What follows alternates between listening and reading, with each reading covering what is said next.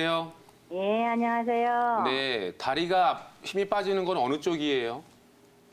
원래는 오른쪽이 더 아팠었는데요. 네. 지금은 왼쪽도 더 아프고 다 양쪽 다 아프고요. 아, 지금은 양쪽이 다 그러세요? 예, 네. 다 아프고 다 다리도 터지고 그냥 살 수가 없어요. 그래서 병원에 가면 진통제만 줘요. 두 번째 신경이 막혔다고 수술하셨을 때 예, 그때도 사진을 찍으셨어요, MRI를? MRI 찍어가지고 다 아래서부터 위까지 다 목 있는 데까지 다 찍었거든요. 네네. 그때는 왜 그랬었냐면 이렇게 앞으로 이렇게 걸어가려고 앞으로 뭐 무릎이 꺾여서 넘어지고요. 가만히 서서 테레비 봐도 앞으로 팍 그냥 넘어졌었어요. 네, 어머니, 이 경우에요, 어머니. 예. 그 재발한 부위가 수술한 부위, 10년 전에 수술한 부위예요? 아니면 다른 부위예요? 어떤 부위가요? 두 번째 한 수술 부위가요. 네네. 첫 번째 한 거는 3번, 4번 네네. 했고요. 두 번째 한 데는 11번 거기 했어요. 예. 11번이요? 예. 아, 그러면 어머니 지금 제가 판단할 때는요, 우리가 예. 허리 수술을 했을 때 오해를 하는 예. 게 뭐가 있냐면요. 한 가지는 허리 수술을 하면 예. 완벽하게 모든 게 다 좋아진다라고 생각을 하는 거예요. 그래서 수술을 하고 걸어 나간다라고 하는 걸 너무 좋아하는 그런 분들이 계시는데요. 이건 정말 오해고요. 더 나빠졌어요, 저는. 네, 수술을 하면 수술한 부위의 척추 주위의 근육하고 인대가 다 손상이 돼요, 어머니. 예, 그래가지고 더 아파요. 궁뎅이 그런 데가 아주. 그냥. 네, 그래서 그거가 첫 번째 오해고요. 따라서 수술한 후에도 바른 자세를 하고 허리에 좋은 운동을 많이 하셔서 허리 주위의 근육을 튼튼하게 하시는 게 중요하고요. 예. 그다음에 두 번째로 오해가 뭐냐면 수술한 부위가 아프다라고 했을 때 항상 뭐라고 생각하냐면 재발을 했다. 수술을 한 부위가 재발을 했다고 생각을 하시고 그리고 병원에 가서 다시 검진을 안 하시고 일반적으로 다른 병의원을 찾지 않고 일반적으로 야매라 그러죠. 그런 데 가셔서 이제 치료를 받으시는 경우가 있는데 이제 요게 두 가지가 잘못된 진실인데 어머니 같은 경우는 제가 생각할 때는 발이 힘이 빠지는 부위를 확인을 하실 때요. 예. 특별히 발가락이 더 아프신 부위가 있지 않으세요? 발가락이요. 등이 아프세요? 엄지발가락이 바닥이 여기에요. 아프세요? 엄지발가락 여기 통내밀인데 네. 거기가 아파요. 그러면 제가 생각할 때는 어머니 수술하신 3, 4번 부위가 아니라 4, 네. 5번 부위가 더 많이 눌렸을 수도 있어요. 예, 4, 5번 부위도 그 전방증이 있대요. 네, 그래서 지금 제가 생각할 때는 어머니 지금은 수술을 하시는 것보다는 예. 한방에 가셔서 추나 치료나 침 치료 또 통증이 심하시면 복약침 치료가 제일 좋거든요.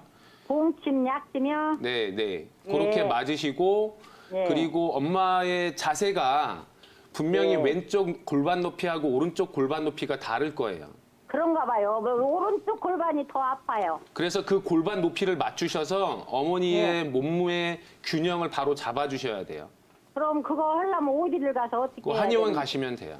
한의원에 네. 가면 한의원에서 다 해줘요? 네네. 그리고 추나하는 한의원 찾으시면 되고 꼭 수나는 하라고도 않더라고요.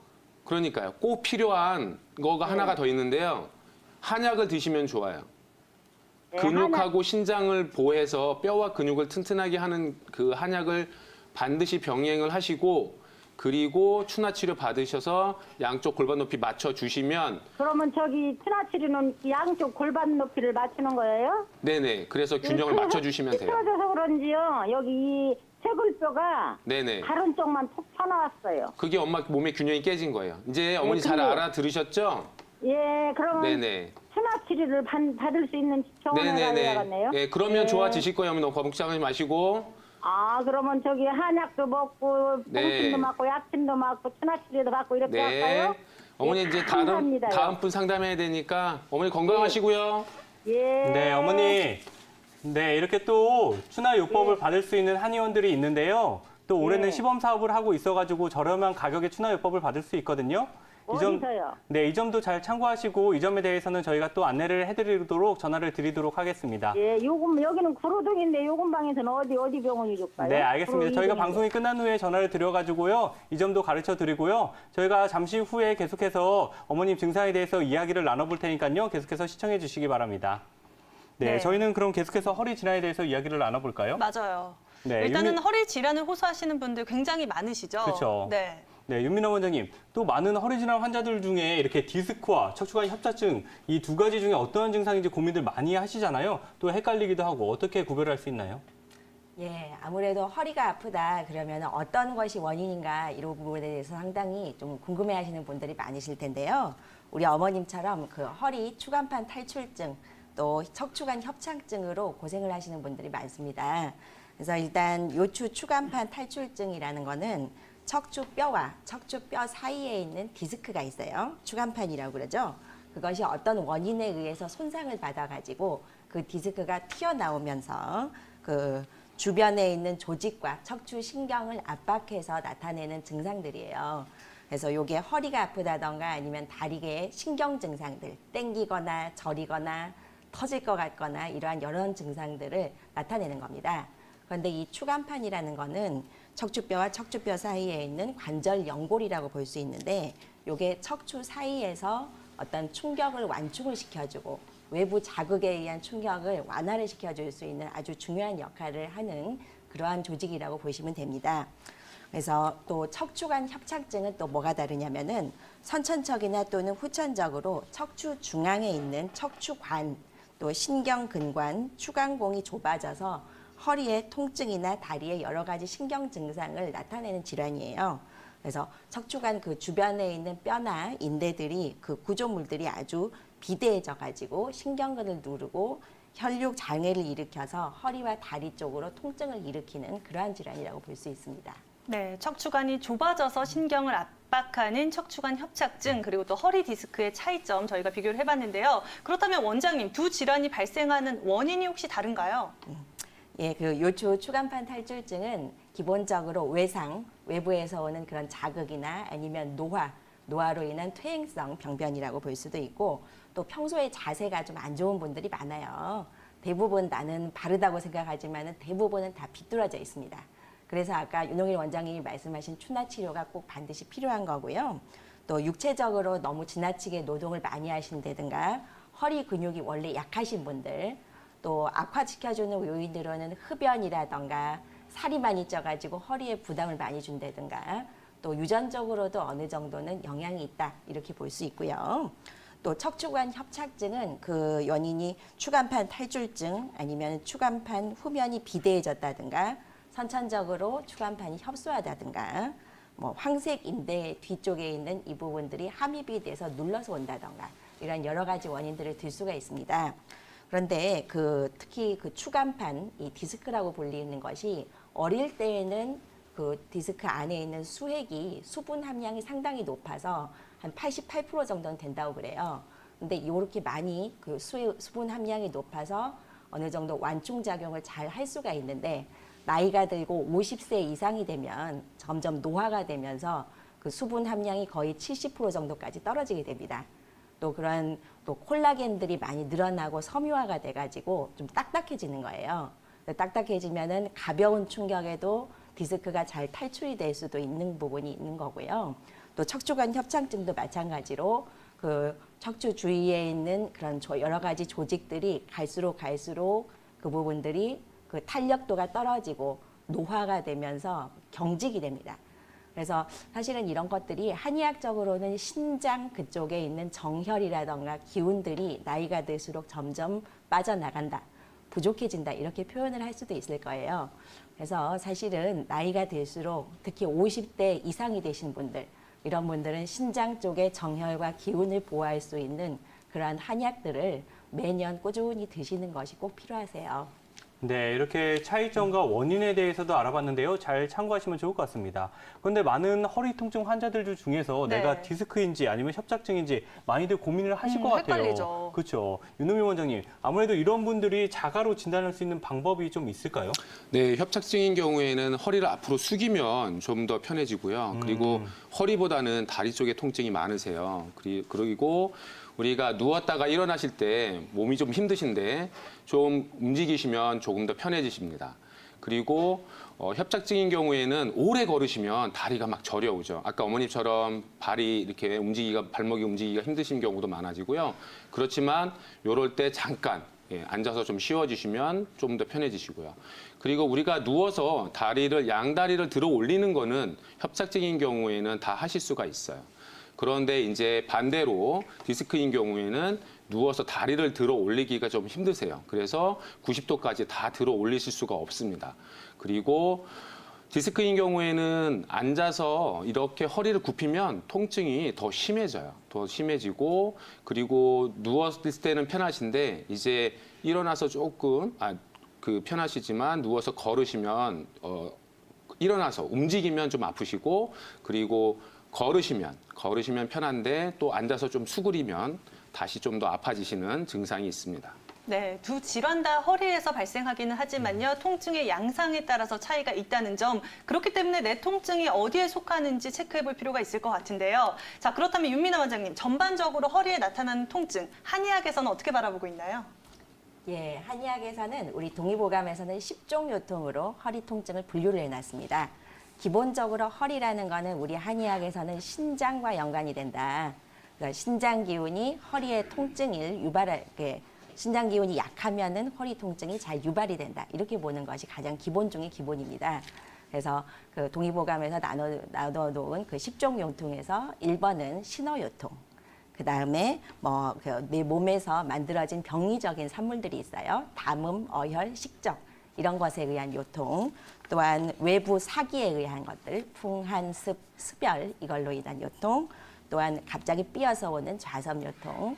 또 스트레스 때문에 기운이 울체가 돼서 오는 기요통. 이러한 10가지 10종 요통으로 구분을 해보고 있는데 그 여러 가지 어떤 그 변증에 따라서 원인에 따라서 한의학적인 치료 방법들이 다 다르세요.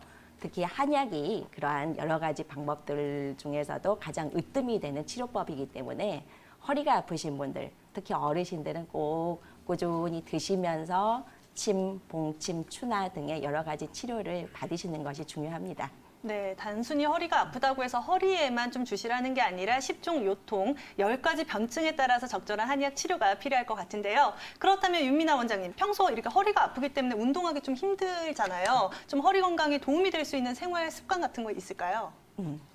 예, 아까 말씀드렸듯이 허리 통증을 유발할 수 있는 여러 가지 원인들이 있는데 일단은 금연 기본이겠습니다. 흡연을 하시게 되면은 내 몸에서 약간씩은 화를 올리는 부분도 있고 그래요. 그래서 금연 그런 것들과 또한 체중 조절, 비만하게 되면 당연히 허리가 부담을 올 수밖에 없겠죠. 또 그 허리에 좋은 자세를 계속 습관화시켜주는 부분들, 또 복대를 허리 통증이 심할 때는 착용을 하시는 게 좋고요. 근데 복대도 너무 오래 착용하게 되면 나중에는 허리 근력이 약화가 되기 때문에 아주 심하게 통증이 있을 때만 잠깐 쓰시는 게 좋습니다.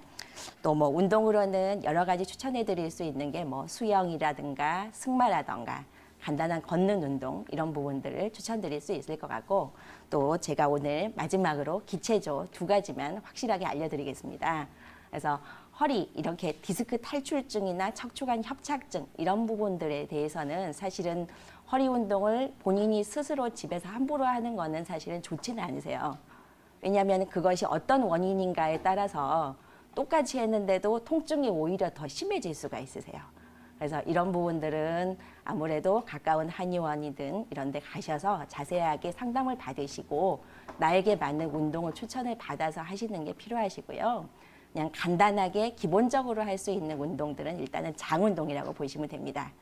일단은 바닥에서 서셔가지고 땅은 이렇게 바닥을 이렇게 서 있는 상태에서 무릎은 약간 낮춘 기마 자세에서 아랫배를 넣고 빼고 하는 장운동 하루에 한 100개 정도 이렇게 좀 꾸준히 해주시는 게 좋고 또 땅에 누우셔서 무릎은 직각으로 세우신 상태에서 그 상태에서 장운동도 100개 정도 하루에 꾸준히 해주시면은 복직근을 강화시켜주고 허리까지 다 풀어줄 수 있는 그런 효과가 있기 때문에 아주 좋습니다.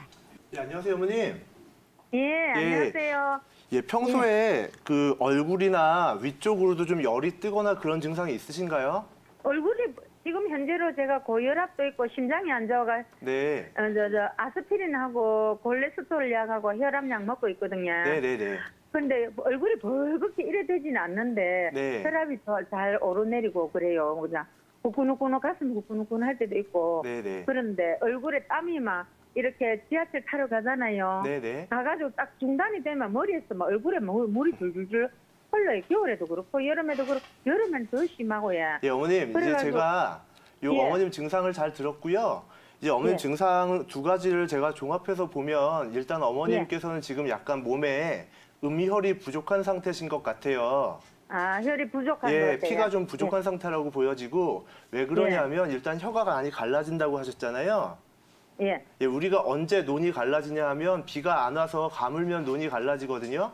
예. 그렇죠. 그래서 우리 몸을 잘 적셔줘야 되는 음혈이 부족하게 되면 예. 이렇게 혀가 갈라질 수 있어요.